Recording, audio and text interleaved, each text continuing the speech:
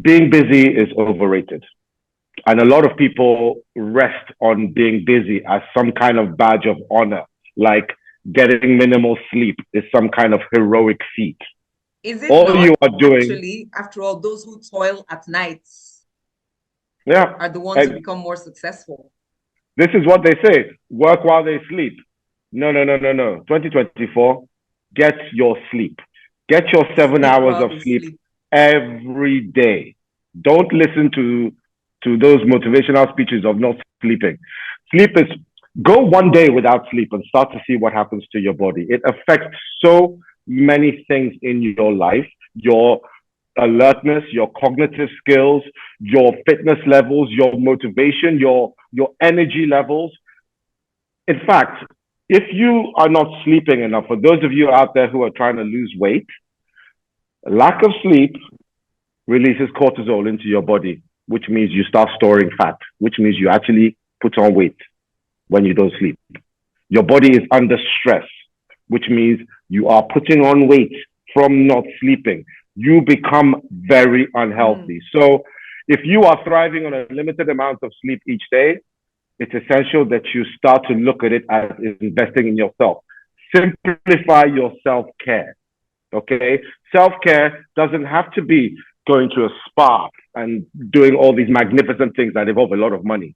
It can be and should be as simple as prioritizing rest, prioritizing taking walks. But I'll come to that at another segment of this. But really just Thank you. reflect on really what your values and your passions are.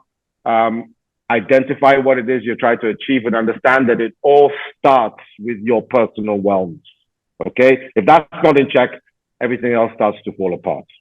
Prioritize your rest, guys. Thank you. Thank you. Two words, prioritize, prioritize. And the other second word is a compound word, sleep hygiene. I was going to ask about sleep later, but since you brought it up, I'm going to ask now. It's how do we begin to have better hygiene in our sleep patterns? So many of us go to work, we come back late, we leave home very early. The 7 hours, should it be 7 hours straight? Or can I have 4 hours at night and 2 hours during the day? What are some parameters to guide us toward better sleep hygiene? And of course, many of us are working 24 hours now because emails are dropping, you're working with people all over the world. What two, three things must we do if we're going to become more hygienic at sleeping? Okay, you're asking me that? Yeah? Yes, Okay, please, I'll go. Majid. I'll Straight just to go. you. Um, well, I'll give you one clear thing that you need to Okay, do. one. That is Okay, I am set listening. boundaries. Boundaries.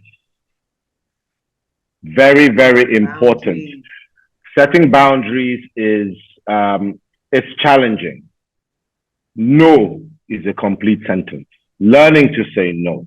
I'll tell you something interesting that happened to me. I went to visit a spa in the UK. I had a meeting with them, right? And it was with the general manager. And I observed that I could only reach her at certain times. She was very specific about that. I'm only reachable between the hours of 8 a.m.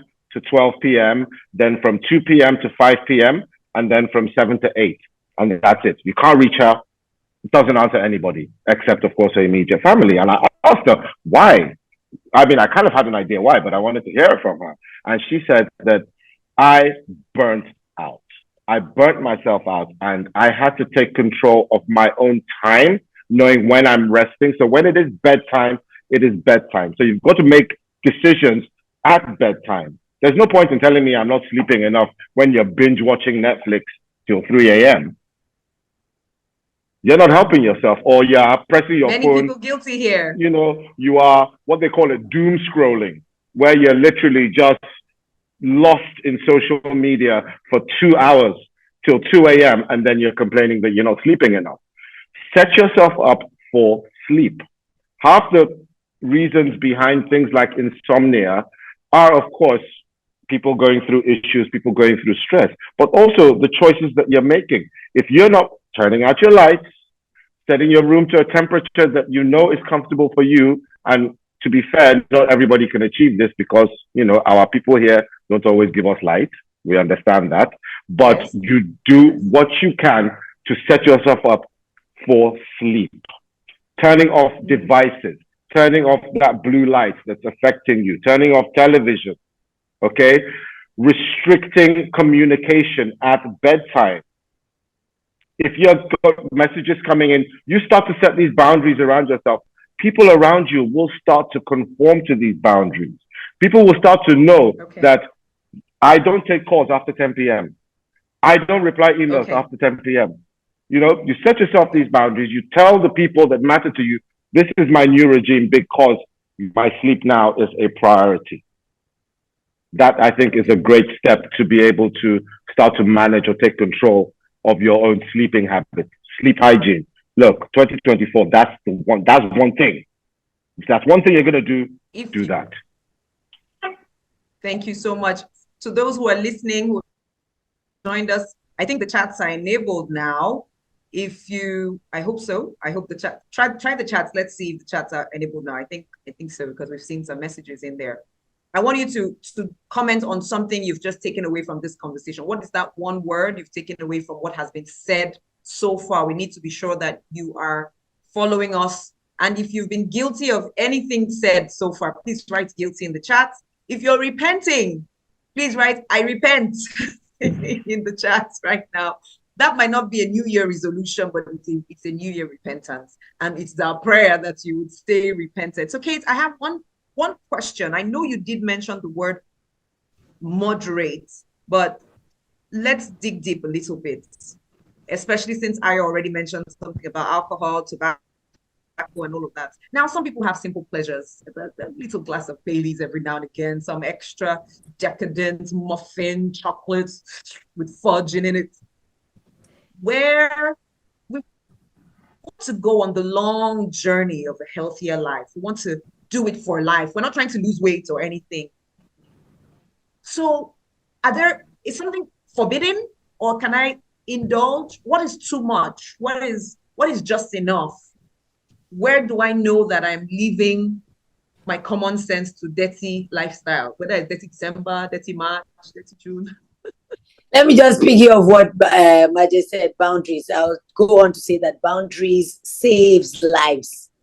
Boundaries will save your life. Be it saying no, be it turning off the light at a particular time. I do that, like around 9 or so.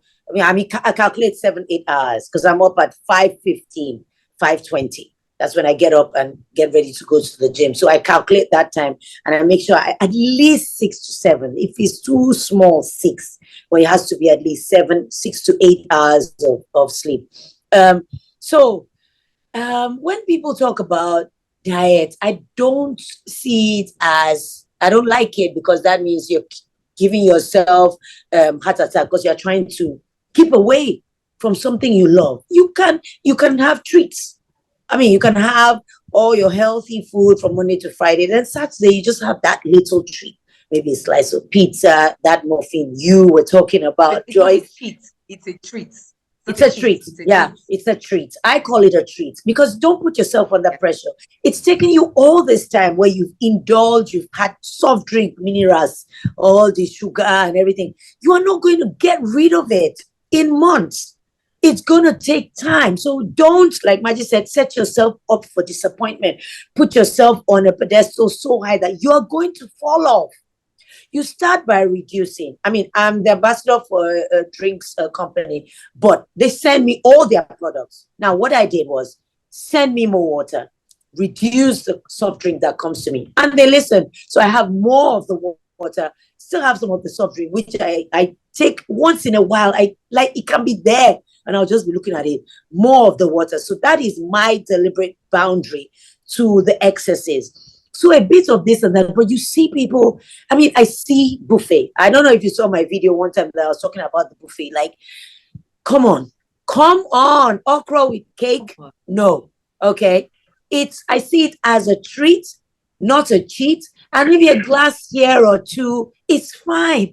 Well, I think it's the nature of how we are in the country where we feel that things are going to go away from us, run away from us. So we try and grab and snatch everything. And then you see the sweat coming as they're digging into the amala, sweat, they've loosened the trouser. Why? There's no need. There's just no need. Enjoy what you need to enjoy. Save the rest for later. You know, I don't believe in dieting, starving, eating just leaves. Please, no. I want to eat what I want to eat when I want to eat it within boundaries, and then I'll be happy. And of course, exercise, air, go out, take some air, you know, get some rest, leave the phone. I mean, when I'm charging my phone, it's not by my side, because the danger is it will ring and you pick. No, it's like somewhere there. So by the time I get up, I'm not thinking about it. It's on silent mode at a certain point in time. You can't reach me till the next morning. That's it. All right. Thank you. Some questions have begun to come in, but I'll leave questions just for a little bit. And we started talking about food. So I would ask the question that begs, in today's economy, how do we find that nutritious food line within budget? Because for some reason, I don't know why, but for some reason, when we think of healthy food and healthy, we think expensive. We think expensive. We think no out of reach. So please tell us about that. Yeah. What all of our not food, upfront and cake now, but what are some healthy things that we can really eat? all of our food is healthy. I say that with full chest. Yes, it is preparation, it is quantity. It is preparation, it is quantity. Even banga soup. It is preparation, it is quantity. You reduce the oil, reduce all the fatty, this thing, make your meat lean. Boil your meat, or, you know, like put it in the oven for a bit. Don't fry it in deep oil that the meat has soaked. When you press it, all you see is oil coming out. Reduce the oil. Just make, I mean, a tablespoon of oil. It's fine. You can even ugu, you can just stir fry it. Put some onions, put your vegetables, olive oil, put your pepper and your whatever, and eat it. It's so nice with yam, sweet potato. All of our food, all the food classes, we need carbohydrate for energy, fats and oils to make our skin supple. We need protein. Everything is important, but in moderation. Don't carry 10 tubers of yam, pound them. Now the soup is so much. Why? Every food, I say it again with full chest, is important. Every food class is important, and all of our food is healthy. It is the mode of preparation. That's my opinion. 100%. 100%. Allow me to just add to that. Please go on. You know, look, portion control is a superpower that we must all learn, because just like you pointed out, you go to buffets. I go to company events and they have buffets out. First of all, the salad section. It's not, you put salad. There's a difference between salad and salad. Those are two different things. Okay. Yes. Repeat. And the difference between salad and salad. Nigerians eat salad. Which one is salad and which one is salad?